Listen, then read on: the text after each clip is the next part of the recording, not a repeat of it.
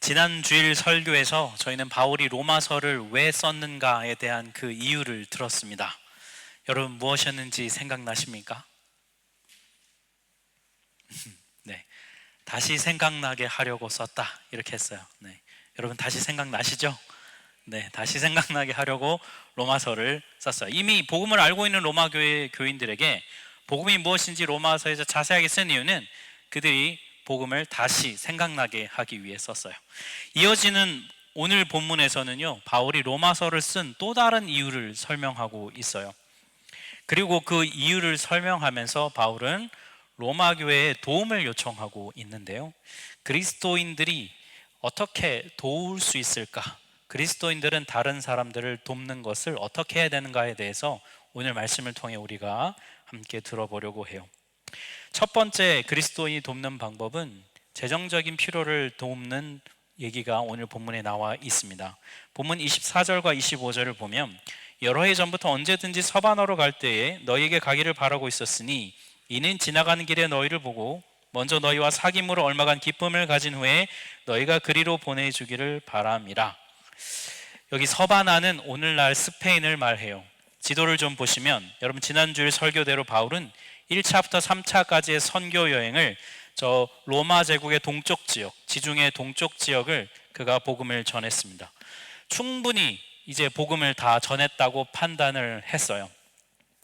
그러니 이제 바울은 당시 사람들의 생각에 땅끝이라고 생각했던 지역이 어디냐면 스페인입니다. 이 지도에는 나와 있지는 않지만 여기보다 훨씬 서쪽에 있는 이 스페인까지 복음을 전할 꿈을 그가 품었던 것이죠. 근데 스페인은 지리적으로 좀 멀어요. 바울이 복음을 전했던 저 로마 제국의 동쪽 지역에서 스페인으로 가려면 거리가 좀 멀지요. 그러니 유사시에 바울이 도움이 필요하고 후원이 필요할 때 이 동쪽에서 가기 너무 먼 거예요. 그래서 바울은 스페인이랑 그래도 좀 가까운 로마 제국의 중심에 있는 로마 교회가 좀 자신의 스페인 선교의 후원 교회가 되어주기를 바랬던 마음이 있었던 겁니다. 바울과 로마 교회는 한 번도 만난 적이 없어요. 그래서 바울은 먼저 로마 교회에 로마서라는 편지를 써서 보내고 나중에 스페인으로 가는 길에 잠깐 로마 교회에 들러서 너희 지난번에 내 편지 받았었지? 반가워 라고 하면서 서로 친교를 나누고 거기서 동역 관계를 든든히 맺은 다음에 자신의 후원교회가 되어서 자신을 스페인으로 파송해 주기를 바라는 그런 바람으로 로마서를 지금 쓰고 있는 것이죠. 바울이 이 로마서를 어디에서 썼을까? 저 지도의 한가운데 보이시는 고린도라고 하는 지역에서 썼어요. 바울의 3차 선교 여행, 마지막 선교 여행 중에 그가 썼습니다. 그러니 여러분, 저 고린도에서 로마를 가려면 배 타고 서쪽으로 가면 로마예요. 그런데 바울은 로마로 바로 가지 않고 저 고린도에서 반대 방향인 예루살렘을 향해서 그가 가는 거예요. 25절 말씀을 보니까 이제는 내가 성도를 섬기는 일로 예루살렘에 가노니 이렇게 바울이 말해요. 예루살렘에 가는 이유가 성도를 섬기기 위한 것이다. 어떤 섬김이었을까? 이어지는 26절에 나와 있는데요, 우리 같이 한번 합독하겠습니다. 이는 마게도냐와 아가야 사람들이 예루살렘 성도 중 가난한 자들을 위하여 기쁘게 얼마를 연보하였습니다. 예루살렘 교회 성도들 중에서 가난한 사람들이 있었어요. 그 소식을 들은 마게도냐와 아가야 교회 사람들, 이 마게도냐와 아가야 교회는 어디냐면 여러분이 성경에서 만나시는 이름으로는 빌립보 교회, 데살로니가 교회, 그리고 지금 이 로마서를 쓰고 있는 이 고린도 교회, 이런 곳이에요. 여기에서 예루살렘 교회 성도들을 위해서 도움을 준 것이죠. 그래서 바울이 그거를 가지고 예루살렘 교회에 전달하기 위해서 예루살렘으로 가는 것입니다. 이 도움을 이 성경 오늘 본문에서는 연보라고 되어 있습니다. 자주 저희가 쓰지 않는 단어인데 연보의 뜻이 뭐냐면 대가를 바라지 않고 자신의 것을 남을 위해 내어놓는 것을 가리켜 연보라고 해요. 굳이 저희 독일 말로 하면 슈펜데 개념이라고 생각하시면 되겠습니다. 그런데 이 연보라고 번역된 헬라어 원어가 뭐냐면 코이노니아라는 단어예요. 여러분, 코이노니아 제가 연초에 설교하면서 여러 번 설명을 드렸었습니다. 들으셨었어요, 여러분. 코이노니아 여러 가지 뜻이 있어요. 근데 오늘 본문의 뜻과 좀 포괄적인 코이노니아라고 하는 단어의 뜻이 뭐냐면 서로 소통하며 돕는다, 이런 뜻이에요. 동역, 협력, 이런 뜻이 바로 코이노니아입니다. 여러분 한번 생각해 보시면 좋겠어요. 도움을 주는 쪽이 있고 도움을 받는 쪽이 있어요. 그러면 여러분 이 두 관계가 동등한 관계가 될까? 아닐 거예요. 대체로 도움을 주는 쪽이 도움을 받는 쪽보다는 좀 우위에 아마 있을 겁니다. 그래서 여기인데 바울은 여기서 지금 이방인 교회가 예루살렘 교회를 위해 슈펜데를 했다는 것은 아무래도 이방인 교회가 좀 우위에 있는 느낌이 드는데, 바울은 그렇게 일방적으로 예루살렘 교회를 돕는다는 표현을 쓰지 않고 서로 동역한다는 뜻의 코이노니아라고 하는 단어를 여기에 지금 연보라는 뜻으로 써놨다는 거예요. 이 이유가 뭘까? 네, 당시에 영적으로는 우위에 있는 곳이 예루살렘 교회인데요, 이 예루살렘 교회가 이방인 교회가 하는 슈펜데를 도움을 받아들여야 하는 것이 굉장히 중요한 시대였기 때문이에요. 무슨 말이냐면 복음은, 그리스도교의 복음은 유대인 출신인 이 예루살렘 교회로부터 시작이 되었습니다. 그러니까 영적으로 모교회인 거예요. 뭐 식당으로 따지면 원조가 되겠죠. 가장 첫 출발지인 거예요. 근데 거기서부터 시작된 복음이 이방인 교회로 전해져서, 그래서 뭐 빌립보 교회도 세워지고 고린도 교회도 세워진 거잖아요.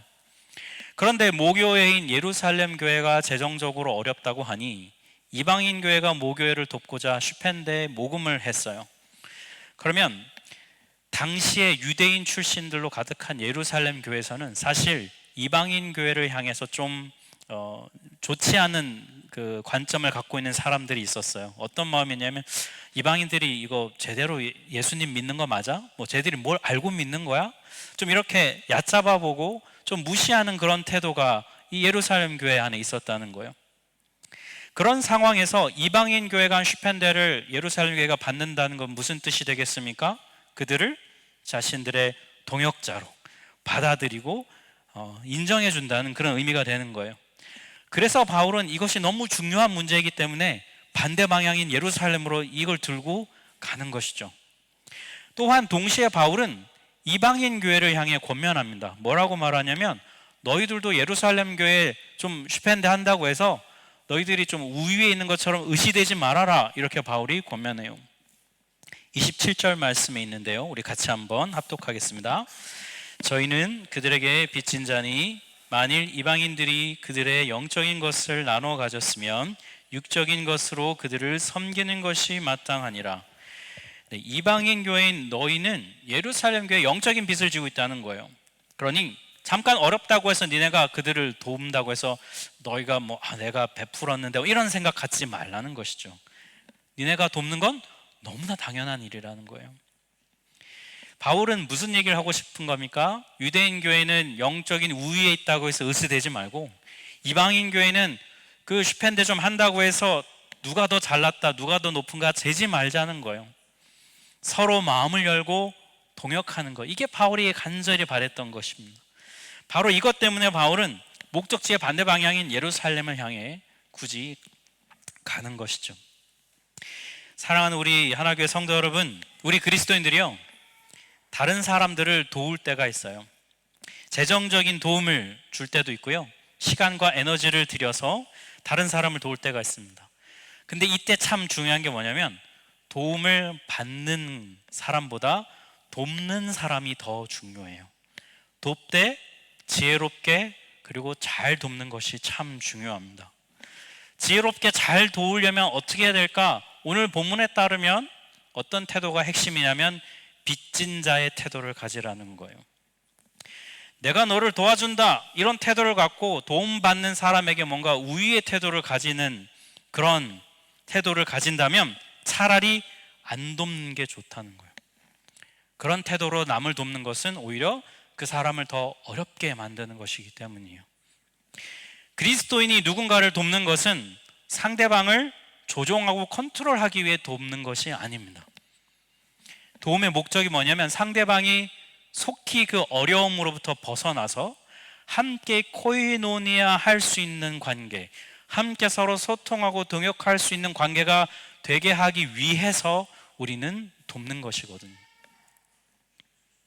이것을 위해서 필요한 태도가 뭐냐면 바로 빚진 자라고 하는 정체성인 거예요.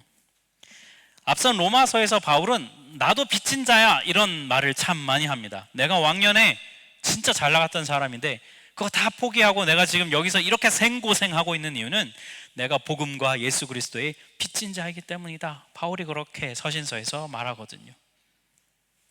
저는 이 빚진 자로서 우리가 누군가를 돕는 것, 이 부분에 대해서 특별히 지금 우리 하나교회 상황에 두 가지를 적용을 하고 싶어요. 첫 번째는 뭐냐면 지금 프랑크푸르트 우리 교회 모교에서 진행 중인 2차 분립 개척을 우리가 함께 돕는 것이 필요합니다. 아마 이 자리에는 분립 개척부터 같이 한 분들도 있고요. 그리고 분립 개척 이후에 온 분들도 있어요. 저희가 비율로 보면 이미 분립 개척 이후에 온 분들이 훨씬 많으세요. 그러다 보니 우리 교회가 분립 개척한다 해도 솔직히 아마 잘 마음에 안 와닿지 않으실까? 그냥 하나보다 뭐 그런 생각을 가지실지는 모르겠어요.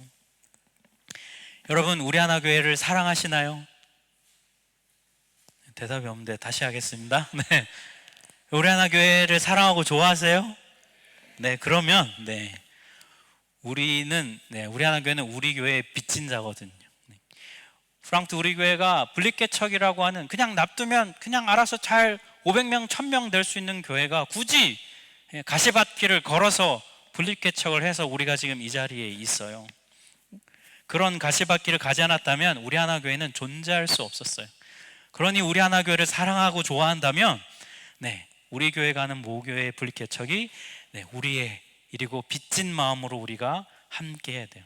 당연히 함께 기도해야 하고 당연히 필요하다면 우리가 헌금도 해야 할 것이에요. 주안에 우리 교회가 이제 장소가 줄수박 쪽으로 정해졌다는 얘기를 제가 전에 들었습니다. 아마 한 달여 뒤면 파송이 진행이 될 것 같은데 잘 진행될 수 있도록 기도하고 우리가 필요하다면 함께 도움이 되어야 할 것이에요. 다음 주일에 우리 주안에 우리 교회 파송되는 우리 목사님하고 임원들이 대표로 초대를 제가 좀 했습니다. 그러니까 함께 다음 주에 보면 인사도 하고 좀 반겨주시고 해주시면 좋을 것 같아요. 빚진 마음으로 함께 기도하고 돕는 것이 너무 마땅한 일이고요. 또 빚진 자로서의 두 번째 적용하고 싶은 것은 우리 광고 드린 대로 11월 30일 토요일에 있을 우리 일명 모자이크 선교입니다. 저희 지난 여름에 전교인 수련회 갔던 장소 기억하실 거예요.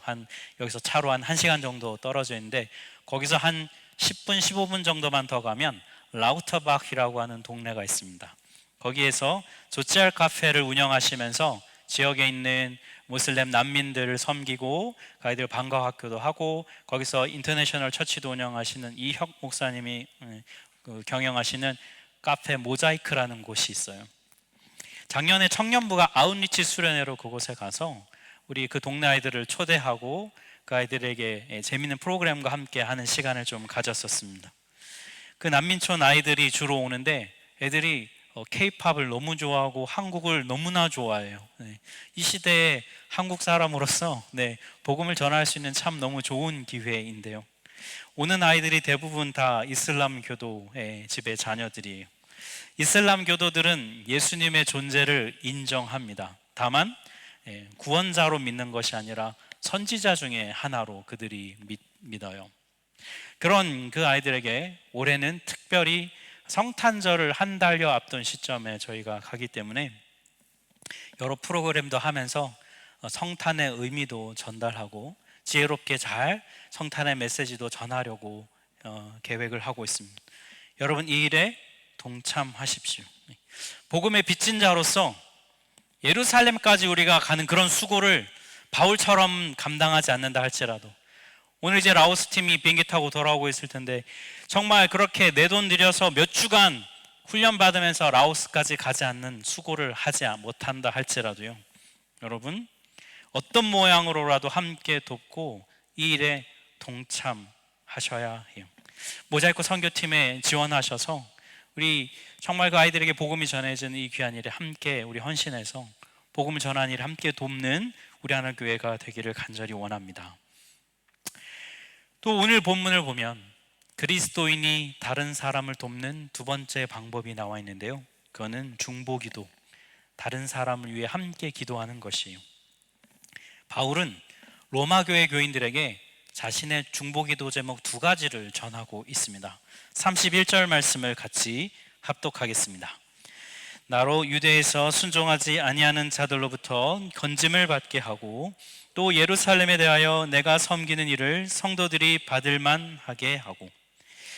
우선 앞에서 설명한 대로 예루살렘 교회가 이방인 교회의 도움을 거절하지 않고 그거를 받아들여서 코이노니아 할 수 있게 해달라, 이게 바울의 첫 번째 중보기도 제목이고요. 두 번째 기도 제목은 뭐냐면 자신의 안전을 위한 기도 제목이에요.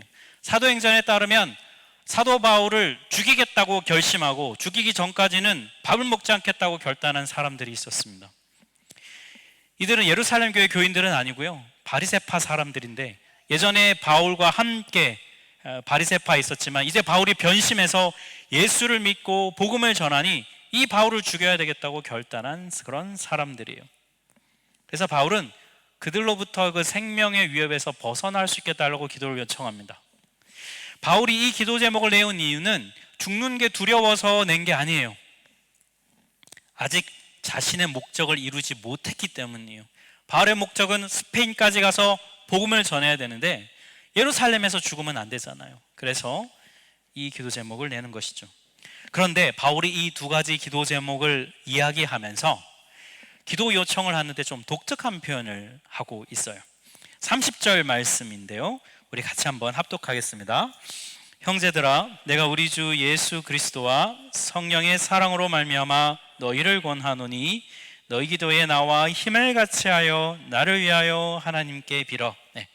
여기 보면 바울이 그냥 기도해달라 이렇게 하지 않고 기도에 힘을 같이 해달라 이렇게 말해요. 원어에 보면 시나고니조마이라는 단어인데요, 무슨 뜻이냐면 함께 싸운다, 이런 뜻을 갖고 있어요. 이 단어는 고대의 체육 경기에서 팀으로 함께 나눌 때 한 팀이 되어서 승리를 위해서 상대 팀과 대항해서 싸울 때 그 힘을 합치는 그 모습, 그게 바로 이 시나고니조마이라는 이 단어의 뜻이에요. 바울은 뭐라고 얘기하는 거냐면 로마 교회 교인들, 너희가 나를 위해 기도하는 것이 마치 나와 함께 한 목적을 위해서 함께 힘을 합치는 것과 똑같다라고 바울이 말하고 있어요. 로마 교회 교인들이 자신의 선교사에게 한 팀이 되기를 바라는 마음인 거죠. 그리스도인이 다른 누군가를 위해 중보한다는 건 바로 이런 뜻입니다. 함께 그 기도 대상자와 한 팀이 되는 거예요.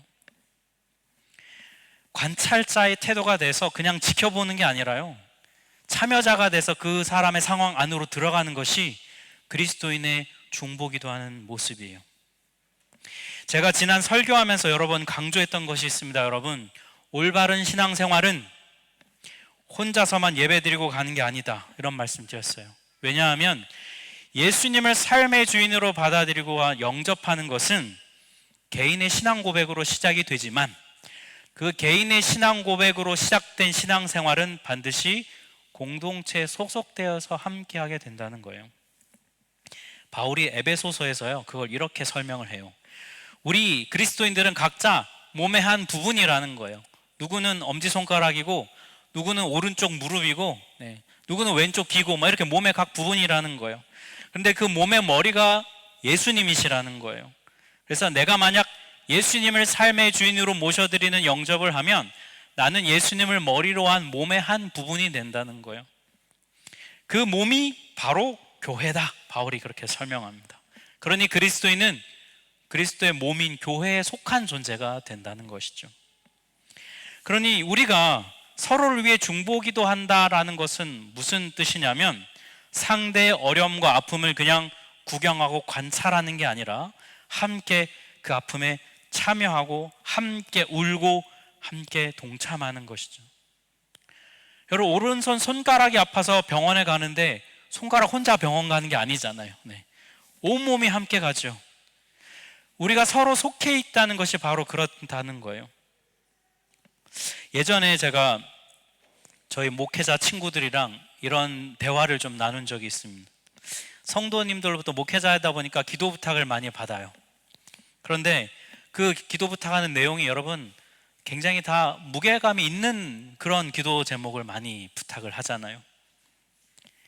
질병에 대한 기도 제목, 또 재정에 대한, 사업의 어려움에 대한, 그런 관계에 굉장히 심각한 문제에 대해 그런 기도의 제목들을 부탁을 합니다. 그러면 마음은 참 너무 안타까워요. 그런데 그런 기도 제목의 부탁을 받고 기도를 하려고 하다 치면 목회자로서 네, 제가 꼭 기도하겠습니다, 이 말 말고는 다른 걸 별로 할 수 있는 게 별로 없는 것 같은 거예요. 그래서 그 목회자 친구들이랑 같이 이 대화를 나누면서 참 어떤 그 무기력함을 굉장히 많이 느꼈어요. 기도 말고는 다른 게 할 수 없다는 그런 어떤 그 무기력함. 그러다 보니 중보기도는 하는데요, 중보기도에 힘이 잘 실리지가 않는 것이죠. 중보기도 하면서 회복에 대한 믿음을 갖고 기도해야 되는데 믿음이 잘 생기지가 않는 거예요. 아마 여러분도 그런 경험이 있으실지 모르겠어요. 근데 어느 날 제가 헨리 나우엔이라고 하는 우리 작가가 쓰신 삶에 꼭 한 가지 필요한 것, 기도의 삶이라는 책이 있습니다. 거기에서 중보기도에 대한 설명이 있어요. 근데 그 내용을 보고 참 마음에 많이 와닿은 부분이 있어서 여러분에게 한 부분을 좀 발췌해서 읽어드리려고 합니다. 우리는 다른 사람들을 위해 무엇을 할 수 있을지 잘 모를 때가 많다. 큰 곤경에 처한 이들을 볼 때 특히 그렇다. 서로를 위해 기도한다, 이 우리의 말은 무력함의 표현이 아니다. 제가 말씀드린 이 부분이 막 이게 나오는 거예요. 그러면서 이렇게 말합니다. 서로를 위해 기도한다는 것은 우리가 한 하나님의 자녀로 서로에게 속해 있음을 인식하는 것이다. 여기서 헨리 나우엔은 뭐라고 말하냐면 우리가 왜 다른 사람을 위해서 기도해야 하는가에 대해 설명해 주고 있어요. 우리가 서로 속해 있기 때문에, 우리가 서로 연결되어 있기 때문에 우리는 서로를 위해 기도해야 된다는 거예요. 우리가 종종 셀 모임에서 기도 제목도 나누고 어떤 위급한 상황에 대한 기도 제목을 받으면 기도합니다 이렇게 우리가 말하고 표현해요. 여러분, 그게 할 말이 없어서 그냥 형식적으로 그냥 하는 말이 아니라는 거예요. 내가 당신을 위해 기도하겠습니다, 이 말은 당신과 내가 연결되어 있습니다 라고 하는 고백이라는 것입니다. 그렇기 때문에 이것에 연결해서 이어서 헨리 나우엔은 이렇게 결론을 내려요. 다른 사람들을 위해 기도한다는 것은 그들을 나의 일부로 삼는다는 뜻이다. 다른 사람들을 위해 기도한다는 것은 그들의 아픔과 고통과 불안과 외로움과 혼돈과 두려움이 내 가장 깊은 내면에 스며들게 한다는 뜻이다. 그러므로 기도란 곧 기도하는 대상이 되는 것이다. 저는 이 마지막 멘트가 제 마음에 확 이렇게 박혔어요. 중보기도를 한다는 것은 내가 직접 그 사람이 되는 것이구나. 그 사람이 느끼는 감정, 그가 가지고 있는 지금 생각, 그 막막함, 절망, 그 안타까움, 그 어려움, 그거 그냥 그대로 품고 하나님 앞에 앉아 있는 거구나. 여러분, 목회자인 저한테는요 참 많은 중보의 내용이 있어요. 만나는 성도님들이 저한테 기도 부탁을 하는데 뭐 말씀드리는 이렇게 가벼운 게 아니에요. 목사님, 제가 오늘 레베 세일하는 거 사러 가는데 꼭 살 수 있게 해주세요. 여러분, 이런 거 기도 제목 그런 부탁 안 하시거든. 다 하는 내용이 무거운 거예요. 여러분, 목사님 아이가 아파요, 급히 병원 갑니다. 목사님, 한국에서 부모님이 이독하시다고 연락이 왔습니다. 집을 이사해야 되는데 지금 퀸딩에서 얼마 안 남았는데 집 빨리 구해지게 기도해 주세요. 목사님, 제가 직장을 빨리 찾아야 됩니다. 목사님, 제가 마음이 너무나 힘들어요. 이런 다 굉장히 무거운 그런 기도의 제목들입니다. 그래서 여러분, 어떤 때는 솔직히 중보기도하는 게 너무 힘들어요. 네. 기도할 내용이 많기도 하고 그 무게가 너무 무거워서요, 그 무게에 눌릴 때가 있어요. 어떤 중보기도는 오랫동안 하는데 변화가 없어요. 그러면 저도 사람이지라 기도의 동기가 부여가 잘 되지가 않아요. 그러니 기도 부탁을 받았으니 기도는 하는데 굉장히 의무감으로 하고 있는, 메마른 감정으로 하고 있는 제 자신을 발견할 때가 참 있어요. 목사가 할 수 있는 게 뭐냐? 그냥 기도나 하자. 뭐 그런 마음으로 기도를 할 수는 있지만 이 헨리 나우엔의 말처럼 내가 그 사람이 돼서는 기도를 하고 있지는 않은 것이죠. 근데 이 책의 구절을 다시 이 설교 준비를 하면서 또 보고 이전에 보는데요, 제 마음에 확 박혔어요. 기도는, 중보기도는 내가 기도하는 그 대상이 되는 것이다. 내가 그 사람이 되라는 거잖아요. 이렇게 기도를 해보니까요, 여러분, 기도 제목이 굳이 따로 필요가 없어요. 그냥 기도를 부탁한 그 사람이 되어서 그냥 하나님 앞에 앉아 있는 거예요. 그러면 자연스럽게 탄식이 나오고 한숨이 나오고 원망이 나오고 긍휼과 자비를 구하는 마음이 생겨요. 그랬더니 기도 대상자와 내가 한 팀이 되는 것이죠. 함께 싸우는 것입니다. 이게 중보 기도자의 기본적인 태도라는 거예요. 그리고 여러분, 이거는 예수님께서 우리에게 보여주신 태도입니다. 예수님은 저 하늘 높은 곳에서 얘들아 내가 니네 진짜 사랑한다 이렇게 말로 하신 게 아니에요. 그분은 직접 사람이 되어 이 땅에 오셨어요. 우리와 똑같이 고통을 당하셨습니다. 브레넌 매닝이라고 하는 제가 굉장히 좋아하는 영성 작가가 있어요. 그 작가가 책에서 이렇게 말했어요. 제가 기억에 가물해서 정확하진 않지만 이런 내용이에요. 예수님은 깊은 구덩이에 빠져 있는 우리를 위에서 내려다보면서 왜 거기서 나오지 못하냐, 왜 거기 그렇게 주저앉아 있냐며 꾸짖지 않으셨다. 오히려 그분은 우리가 빠져 있는 구덩이로 직접 뛰어내려 오셨다. 이게 바로 여러분 중보자로서의 예수님의 모습이에요. 하나님께서 여러분 우리의 죄 문제를 해결하시는 방법이 그냥 매뉴얼 그냥 쭉 던져주시면서 야 이대로 한번 해봐, 안 되면 연락해, 뭐 이렇게 얘기하시지 않았어요. 이 정도는 할 수 있지, 뭐 이렇게 하시지 않았어요. 하나님은 사랑하는 그 아들을, 예수를 우리와 똑같은 사람이 되도록 우리 이 땅에 보내셨어요. 그게 바로 하나님께서 우리를 사랑하는 방식입니다. 그래서 예수님을 우리의 중보자라고 말할 수 있는 거예요. 여러분, 기도할 때 우리가 마지막에 어떻게 마무리합니까? 예수님의 이름으로 기도합니다 라고 마무리하죠. 그죠? 네. 그렇게 기도하는 이유가 뭐예요? 예수님이 진짜 우리의 중보자가 되어주시기 때문에. 그렇게 기도하면 어떻게 되는 거예요? 마치 내가 기도하지만 하나님은 예수님이 기도한 것처럼 받아주신다는 거예요. 그래서 예수님의 이름으로 우리가 기도하는 거예요. 사랑하는 성도 여러분, 우리는 이 은혜를 받은 사람들이에요. 정말 소망 없는, 가망 없는 우리에게 예수님은 채찍질 하시면서 훈계하신 게 아니라 직접 우리와 똑같이 우리의 자리로 뛰어내려 오셨어요. 우리는 이 은혜의 빚진 자들입니다. 그러니 여러분, 우리는 나를 위해 기도해 줄 사람이 필요해요. 나는 중보자가 필요합니다. 그리고 내 옆에 있는 사람도 나의 기도가 필요한 사람들이에요. 예수님이 성령님께서 우리를 위해 중보해 주시죠. 하지만 우리는 사람이잖아요. 네. 눈에 보이는, 손에 만져지는 그런 위로가 필요해요. 우리가 서로가 서로에게 셀 모임에서 기도 제목을 나눌 때, 카톡방에 긴급하게 기도 제목을 올릴 때 내가 그 사람이 되어서 함께 싸워주는 그 모습이 우리 하나교회 공동체 안에 필요해요. 중보 대상자들을 위해서 여러분 예수님처럼 기도하십시오. 그 사람이 되십시오. 여러분, 그게 그리스도인이 돕는 방법이에요. 사랑하는 성도 여러분, 그리스도인답게 우리가 도웁시다. 네. 우리의 삶으로, 우리의 시간을 들여서 진실한 중보자가 되어서 도웁시다. 왜냐하면 우리는 은혜에 빚진 자들이기 때문이에요. 예수님은 온몸으로 우리에게 오셔서 당신의 중보자로서의 모습을 보여주셨습니다. 우리가 그 은혜에 빚진 자로서 우리가 그 은혜를 전하는, 나누는 여러분들이 되시길 주님의 이름으로 축복합니다. 우리 함께 찬양하겠습니다.